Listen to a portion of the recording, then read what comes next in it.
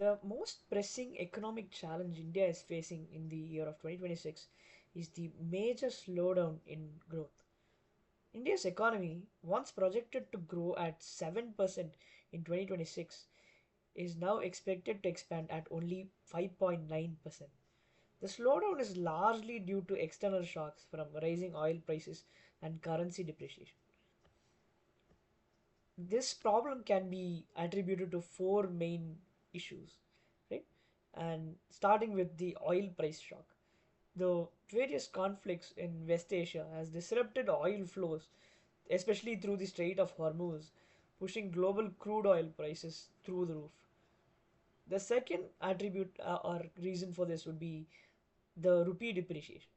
A weaker rupee makes imports costlier, especially energy, worsening the inflation.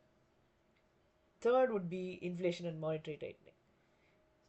Rising prices force the RBI to consider interest rate hikes, which can slow down investments a lot and consumption also.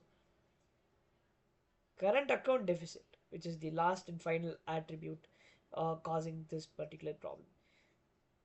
India's deficit may widen to 2% of the entire GDP in 2026, which it reflects higher import bills.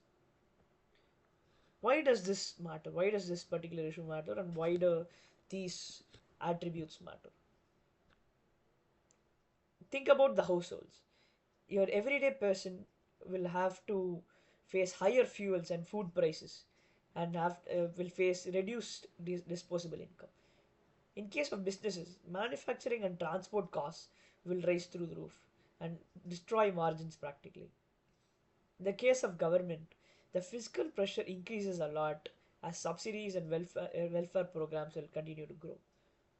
And finally, the global position. With slower growth, India's competitiveness and the amount of confidence foreign direct investors have in India as a growing market reduces a lot, weakening our global position. Now, as per the possible solutions, let's consider a short term one, which spans up to 1 or 2 years, where we diversify energy imports to reduce the dependence on West Asia and strengthen the rupee through forex reserves and targeted RBI intervention. Temporary fiscal support for MSMEs and vulnerable households would also go a long way.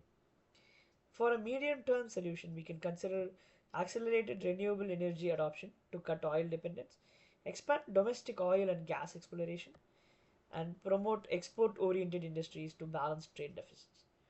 And in the long term, which would span in the years of 5 to 10, where we build resilient supply chains and strategic reserves in terms of oil, invest in green hydrogen and electric mobility to reduce fossil fuel reliance, strengthen India's role in global trade negotiation to secure energy security.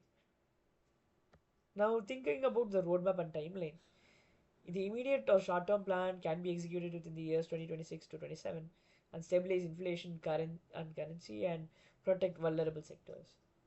The medium term plan can be executed by the years of 2028 to 30, where we scale renewable energy, diversify trade partners. And of course, the long term one would be onwards of 2030, which will allow us to achieve energy independence itself and long term sustainable growth. India's current slowdown is a reminder of how global shocks can ripple through the domestic policies. By focusing on energy diversification, renewable investments, and resilient trade strategies, India can turn today's challenge into tomorrow's opportunity.